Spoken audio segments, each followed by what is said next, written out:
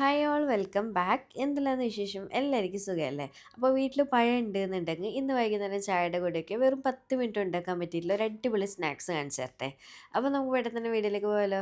വീഡിയോയിലേക്ക് പോകുന്നതിന് മുന്നേ ആയിട്ട് നിങ്ങൾക്ക് ഈ ചാനൽ ഇഷ്ടപ്പെടുന്നുണ്ട് എന്നുണ്ടെങ്കിൽ പ്ലീസ് ഒന്ന് സബ്സ്ക്രൈബ് ചെയ്ത് സപ്പോർട്ട് ചെയ്യണേ. അപ്പോൾ ഇതാ നമ്മുടെ സ്നാക്ക് ഉണ്ടാക്കാൻ വേണ്ടിയിട്ട് മെയിനായിട്ട് വേണ്ടത് പഴമാണ്. ചെറുപഴമാണ് എടുത്തിട്ടുള്ളത്. നല്ല പഴുത്തത് നോക്കിയിട്ട് എടുക്കുക കേട്ടോ.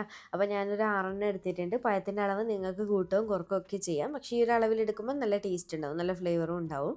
ഇനിയിപ്പോൾ ഇതാ മിക്സിയുടെ ചെറിയ ജാറിലേക്ക് പഴം ക്ലീൻ ചെയ്ത് ഇട്ട് കൊടുത്തിട്ടുണ്ട്. അതിന് ശേഷം നമ്മൾ അരക്കപ്പ് പഞ്ചസാരയാണ് ഇട്ട് കൊടുക്കുന്നത്. പിന്നെ പഴത്തിൻ്റെ മധുരത്തിനനുസരിച്ചിട്ട് പഞ്ചസാരയുടെ അളവിൽ 1-2 സ്പൂണൊക്കെ വ്യത്യാസം വരാം കേട്ടോ.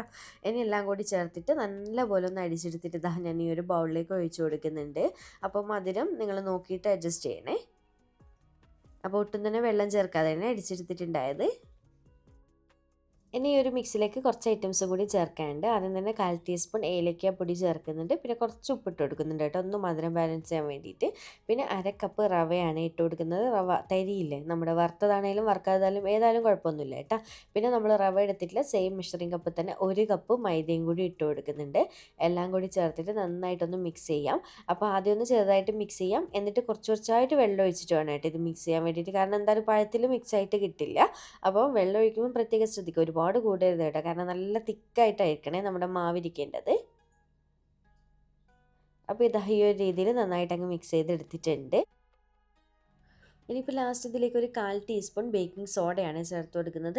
അതുപോലെ തന്നെ 1 ടീസ്പൂൺ കറുപ്പ് എള്ളില്ലേ, അതും കൂടി ചേർക്കുന്നുണ്ട്. ഇതുണ്ടെങ്കിൽ നല്ല ഭംഗി ഉണ്ടാവും കാണാൻ.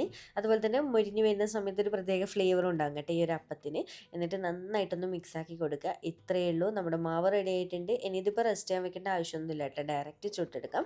അപ്പോൾ ഈ ഒരു തിക്നെസ് തന്നെ മാവ് റെഡിയാക്കി എടുക്കാം. നോക്കണേ ഒരുപാട് ലൂസായി പോവരുത്. അപ്പോൾ ഇത്രയേ ഉള്ളൂ. ഇനിയിപ്പോൾ ലാസ്റ്റ് ഇതിലേക്ക് നല്ല ഭംഗിയുള്ള കളർ കിട്ടണമെന്നുണ്ടെങ്കിൽ കുറച്ച് മഞ്ഞൾപ്പൊടി ചേർത്ത് കൊടുക്കുക കേട്ടോ. അത് നിർബന്ധമൊന്നുമില്ല, നിങ്ങൾക്ക് ഇഷ്ടമുണ്ടെങ്കിൽ മാത്രം മതിയേ. ഇനി ഇതിപ്പോൾ റെസ്റ്റ് ചെയ്യാൻ വെക്കേണ്ട ആവശ്യമൊന്നുമില്ല, ഡയറക്റ്റ് ചുട്ടെടുക്കാം. അപ്പോൾ ഞാൻ ഇതുപോലെ ഉണ്ണിയപ്പം ചട്ടിയിലാണ് ചുട്ടെടുക്കുന്നത്. ഇതിലാകുമ്പോൾ ഒരുപാട് എണ്ണയൊന്നും വേണ്ടല്ലോ. കുറച്ച് ഇതെല്ലാ കുഴിയിൽ ഇതാ ഓരോരോ ഡ്രോപ്പായിട്ട് കുറച്ച് കുറച്ച് എണ്ണയാണ് ഒഴിച്ചിട്ടുള്ളൂ. അല്ലാതെ നിങ്ങൾക്ക് ഇങ്ങനെ ചട്ടി ഇല്ലാന്നുണ്ടെങ്കിൽ നോർമൽ ചീനച്ചട്ടി ഇല്ല, നമ്മൾ പഴംപൊരിയൊക്കെ പൊരിക്കുന്ന പോലെ ഡീപ്പായിട്ട് ഫ്രൈ ചെയ്തെടുക്കുക കേട്ടോ. എങ്ങനെയായാലും കുഴപ്പമൊന്നുമില്ല.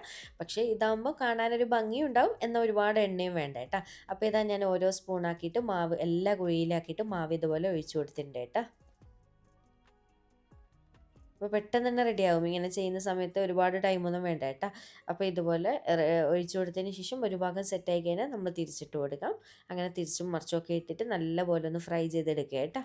അപ്പോൾ അഥവാ ഉൾഭാഗം കുക്കാവുന്നില്ല എന്നുള്ള ടെൻഷൻ ഉണ്ട് എന്നുണ്ടെങ്കിൽ ഇതുപോലെ തിരിച്ചൊക്കെ ഇട്ട് കഴിഞ്ഞാൽ 1 മിനിറ്റ് ഒന്ന് അടച്ച് വെച്ചാൽ മതി കേട്ടോ. പക്ഷെ അങ്ങനത്തെ പ്രശ്നമൊന്നുമില്ല, പെട്ടെന്ന് കുക്കായിട്ട് കിട്ടും, ഒരുപാട് സമയമൊന്നും വേണ്ട. അപ്പോൾ ഇതാ എല്ലാ സൈഡും തിരിച്ചും മറിച്ചൊക്കെ ഇട്ട് ലാസ്റ്റ് വേണമെന്നുണ്ടെങ്കിൽ 1 മിനിറ്റ് ഒന്ന് അടച്ചും കൂടി വെച്ച് കൊടുക്കുക. ഡൗട്ടുള്ളവർ മാത്രം ചെയ്താൽ മതി കേട്ടോ, ഒട്ടും തന്നെ നിർബന്ധമില്ല. അങ്ങനെ ഇതാ നമ്മുടെ ബനാന കൊണ്ടുള്ള, അതായത് പഴം കൊണ്ടുള്ള അടിപൊളിയായിട്ടുള്ള സിമ്പിൾ സ്നാക്ക് റെഡി ആയിട്ടുണ്ട്. കാണാൻ നല്ല ഭംഗിയില്ല, കഴിക്കാൻ അടിപൊളി ടേസ്റ്റ് ആട്ടാ. ഉള്ളിലൊക്കെ ആ ഒരു സ്പോഞ്ചി ടെക്സ്ചർ ആയിട്ട് നല്ല ടേസ്റ്റ്. എന്തായാലും ഒരു തവണയെങ്കിലും ഒന്ന് ഉണ്ടാക്കി നോക്കണേ. പെട്ടെന്ന് വീട്ടിൽ ഗസ്റ്റ് വരുന്ന സമയത്താണെങ്കിലും കൂടി നമുക്ക് പെട്ടെന്ന് പഴമൊക്കെ വീട്ടിലുണ്ട് എന്നുണ്ടെങ്കിൽ ട്രൈ ചെയ്ത് കൊടുക്കാൻ പറ്റുന്ന ഒരു അടിപൊളി ഐറ്റമാണ്. അപ്പോൾ ഇത്രയേ ഉള്ളൂ. ഞാൻ ഇതാ സെർവ് ചെയ്ത് വെച്ചിട്ടുണ്ട്. കട്ട് ചെയ്യുമ്പോൾ തന്നെ നിങ്ങൾക്ക് കാണുമ്പോൾ മനസ്സിലാകുന്നുണ്ടാവും, നല്ല സ്പോഞ്ചി ആയിട്ട് ഇരിക്കുന്നില്ലേ. അപ്പോൾ വീഡിയോ ഇഷ്ടമാണെന്ന് തന്നെ വിചാരിക്കുന്നുണ്ട്. എന്തായാലും ഇഷ്ടമാണെങ്കിൽ ലൈക്ക് ചെയ്യാനും ചാനൽ സബ്സ്ക്രൈബ് ചെയ്യാനും ട്രൈ ചെയ്തിട്ട് ഫീഡ്ബാക്ക് അറിയിക്കാനും മറക്കല്ലേ. വീണ്ടും ഒരു അടിപൊളി വീഡിയോ ആയിട്ട് കാണാം. താങ്ക്